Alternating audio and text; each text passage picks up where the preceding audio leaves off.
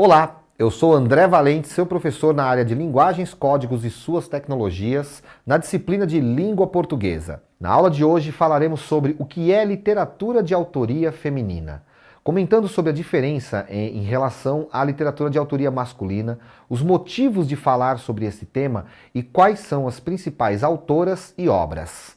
Vamos lá? Por que falar de uma literatura de autoria feminina? Não seria melhor falarmos apenas de literatura?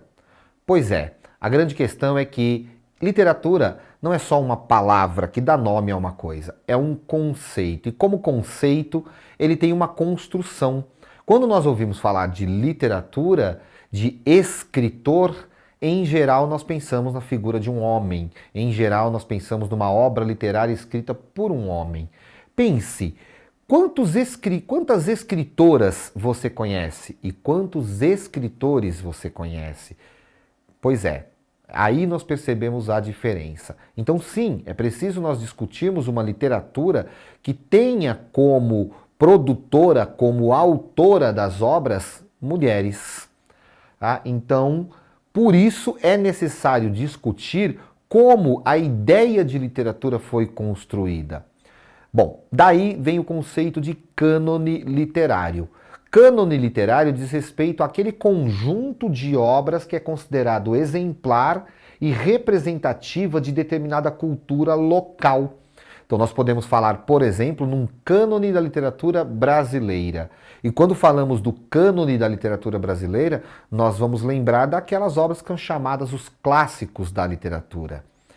Então vamos lembrar das obras de José de Alencar, das obras de Machado de Assis, das obras de Carlos Drummond de Andrade, Graciliano Ramos, Guimarães Rosa. E aí podemos lembrar, por exemplo, de Clarice Lispector, que já faz parte desse cânone.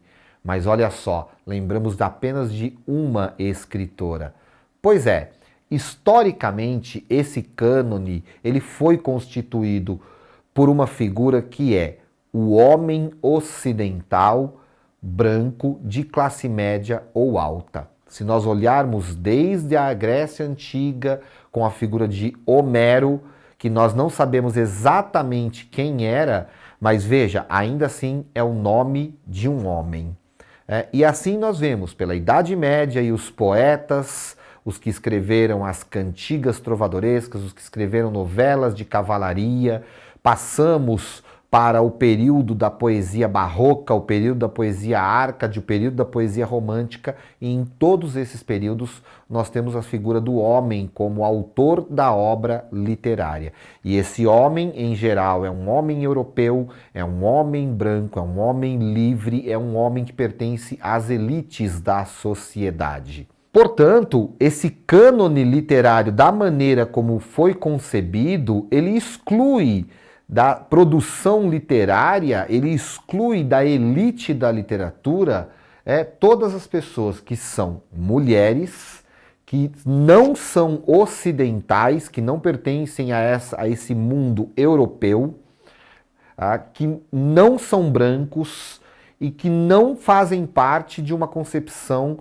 heterocisnormativa, ou seja, as pessoas LGBTQIAPN+, e as pessoas pobres. Então, durante muito tempo, para ser mais exato, da Antiguidade Grega até o século XVIII, a mulher, que é o nosso assunto principal aqui, foi totalmente excluída do mundo da escrita, chegando ao ponto de ser proibida de aprender a ler e a escrever. Quando a mulher começa a se inserir nesse mundo da escrita, e isso vai acontecer ali por volta do final do século XVIII, início do século XIX, quando começam a surgir as primeiras escritoras, isso obviamente vai causar um incômodo no mundo masculino, no mundo patriarcal. E esse incômodo acaba sendo registrado em alguns textos, como por exemplo, no caso da crônica do escritor João do Rio,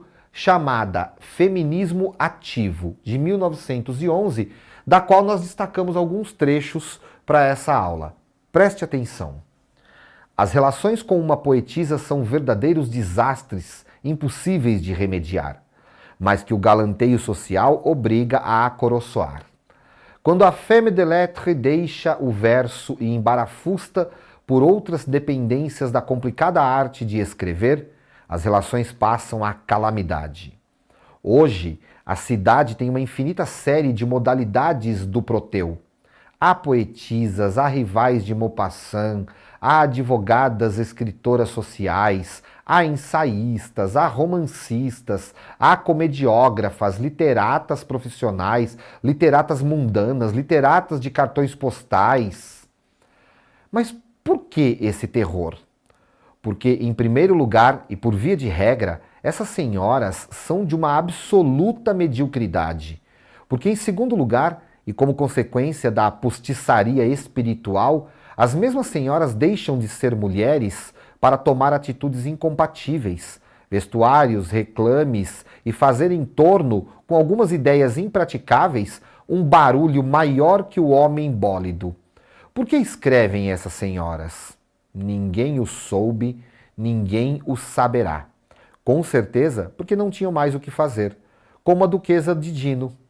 Mas elas escrevem, escrevem, escrevem. Como nós vimos aí, o João do Rio, que foi um jornalista do final do século XIX, que vivia na cidade do Rio de Janeiro, pareceu bastante incomodado com o fato das mulheres escreverem. E como nós vemos, a sua crítica é dura e cheia ali de um conteúdo bastante machista. Da ideia de que mulheres apenas escrevem porque não tem mais o que fazer. Como se a escrita realmente criativa, inteligente, engajada, uma escrita racional fosse apenas um atributo dos homens. Porém, na literatura brasileira, isso começa a se modificar a partir do final do século XIX. E uma das escritoras que vai se destacar nesse momento é a escritora Júlia Lopes de Almeida. A Júlia Lopes de Almeida foi tão relevante no contexto da literatura brasileira que ela foi uma das participantes da reunião que decidiu a criação da Academia Brasileira de Letras. Porém, por ser mulher, Júlia Lopes não foi incluída entre os primeiros membros da Academia Brasileira de Letras. Pois é, exatamente isso. Ela participou da reunião de criação da academia, mas por ser mulher, não foi aceita na academia. E um detalhe, nós não estamos falando de uma mulher que apenas esteve lá e participou, nós estamos falando de uma das escritoras mais publicadas entre o início da República em 1889 e o ano de 1930. E aí eu te pergunto, você conhecia Júlia Lopes de Almeida? Você já tinha ouvido falar dessa escritora que foi tão famosa no início do século XX? Além de Júlia Lopes, que passou por esse episódio de ter participado da fundação da Academia Brasileira de Letras, mas não ter sido aceita entre os imortais da academia, nós temos outros exemplos de escritoras que ao longo dos séculos XVIII e XIX produziram obras literárias, porém tiveram que se esconder atrás de pseudônimos para que as suas obras fossem aceitas em sociedade, pois sabiam que se colocassem o seu nome legítimo de mulher, esse nome, a obra literária não seria aceita, não seria vista com bons olhos. Então nós temos o caso da escritora Mary Ann Evans, que adotou o pseudônimo de George Eliot. Temos a escritora Amandine Dupin, que adotou o pseudônimo de George Sand. E temos ainda no início do século XX, aqui no Brasil, a escritora Nair de Tefé, que além de ser escritora, era também pintora, artista plástica, musicista e foi primeira-dama do país, casada com o então presidente Hermes da Fonseca. E a Nair de Tefé, uma das nossas primeiras cartunistas, inclusive, teve que assumir o nome de Rian para publicar suas obras literárias. E se você pensa que isso é algo muito distante, que absurdo, isso não acontece na atualidade? Pois é. Temos uma escritora bastante famosa na atualidade, autora de um dos maiores best-sellers da literatura infanto-juvenil, que se tornou um ícone dessa literatura né, a partir dos anos 2000 e que teve também que disfarçar o seu nome para ser aceita como uma escritora. Nós estamos falando de J.K. Rowling, ela mesma, autora de Harry Potter. J.K. Rowling, ao escrever antes de escrever Harry Potter, publicou um livro em que ela precisou assinar como Robert Galbraith. Ela foi orientada a fazer isso para que a sua obra fosse lida e fosse aceita, já que a obra escrita por uma mulher poderia não ser tão bem aceita. E o próprio fato dela usar as iniciais de JK, ao invés de colocar o seu nome, foi para que o nome não fosse associado a uma figura feminina, já que o sobrenome as pessoas não identificam tanto assim. Ou seja, nós estamos falando do final dos anos 90, no início dos anos 2000, já quase em pleno século XXI, ainda havia mulheres tendo que disfarçar o seu nome para que a sua obra pudesse ser aceita. E aí entramos na discussão sobre a literatura de autoria feminina no Brasil. Alguns estudos vão apontar 3 fases dessa literatura. Uma fase feminina, em que as escritoras ainda imitavam o estilo, o modo de escrever e até mesmo os valores e as ideias do mundo masculino, da sociedade patriarcal. Uma fase feminista, em que as mulheres começam a criticar os valores dessa sociedade e o modo de escrever, e uma fase mulher, em que as mulheres deixam inclusive de se preocupar com a escrita masculina e com uma visão masculina e passam a se preocupar em falar de si mesmas, em falar do que é ser mulher e mostrar isso através de obras literárias. Na primeira fase, na fase feminina, nós temos a obra inicial de 1859, o livro Úrsula, de Maria Firmina dos Reis, que até antes de Júlia Lopes de Almeida já tinha escrito esse romance, é o primeiro romance abolicionista da nossa literatura. Olha que interessante, nós conhecemos a figura de Castro Alves como o poeta dos escravos, mas nós não conhecíamos, até bem pouco tempo, a autora Maria Firmina dos Reis, que havia escrito antes de Castro Alves esse romance, um romance romântico que coloca as mulheres como protagonista. Em 1902 é publicado o primeiro livro de Júlia Lopes de Almeida, o livro A Intrusa, e em 1908 o livro A Falência. Em ambos os livros as mulheres têm um grande destaque e as ideias feministas de Júlia Lopes aparecem nessas obras. Nós temos em 1934 a publicação da obra A Sucessora, de Carolina Nabuco.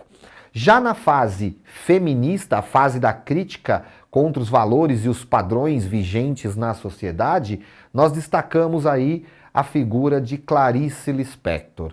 Clarice, que escreveu num período ali entre 1943 e 1977, quando ela acaba morrendo, e que se destacou por colocar como protagonistas mulheres e por mostrar uma literatura que retratava o íntimo dessas mulheres, com uma narrativa mais interiorizada do que uma narrativa descritiva do ambiente. Clarice vai mostrar como pensa, como sente a mulher, questionando muitas vezes o próprio papel de mulher na sociedade, mostrando os conflitos de uma mulher que já na segunda metade do século XX ainda assume muitas vezes o papel de mãe, esposa e dona de casa, mas já começa a questionar esse papel, já sente um certo incômodo. A outra escritora é a escritora Nélida Pinhon, que acabou se tornando aí membro da Academia Brasileira de Letras e a primeira mulher a presidir a Academia Brasileira de Letras, que escreveu o livro A Casa da Paixão em 1972. E na década de 80, a poetisa e escritora Lia Luft, que também se destaca por colocar a mulher à frente e falar dos pensamentos e dos sentimentos femininos em seus poemas, contos e crônicas. Já na fase mulher, na busca da identidade própria feminina, nós temos obras como A República dos Sonhos, de Nélida Pinhon, de 1984, As Joias de Família de Zulmira Ribeiro, de 1990. 1994 nós temos O Homem da Mão Seca, da escritora Adélia Prado. 1994, A Sentinela. Em 1999, o livro O Ponto Cego, de Lia Luft. E em 1995, o livro O Matador, da escritora Patrícia Mello. Em 1999 vai ser publicada uma obra importante em 2 volumes. A obra, uma coletânea chamada Escritoras Brasileiras do Século XIX. No primeiro volume dessa obra são apresentadas 52 autoras que teriam escrito durante todo o século XIX. São jornalistas, são cronistas, poetisas, escritoras que participaram da escrita durante o século XIX, mas que acabaram sendo ignoradas pelos estudiosos, pela crítica, por serem mulheres. No segundo volume, publicado em 2003, nós temos mais 51 escritoras brasileiras, nascidas ali na segunda metade do século XIX e que viveram ainda na primeira metade do século XX e escreveram ainda durante esse período. 51 escritoras brasileiras que não eram conhecidas até então porque foram ignoradas pela crítica. E aqui nós temos algumas outras escritoras brasileiras para que você possa conhecer. Temos a Gilca Machado, que em 1918 escreveu o livro Meu Glorioso Pecado, que é uma coletânea de poemas marcados por erotismo. Imagina isso em 1918. A escritora Raquel de Queiroz, que em 1928 publica o clássico O 15.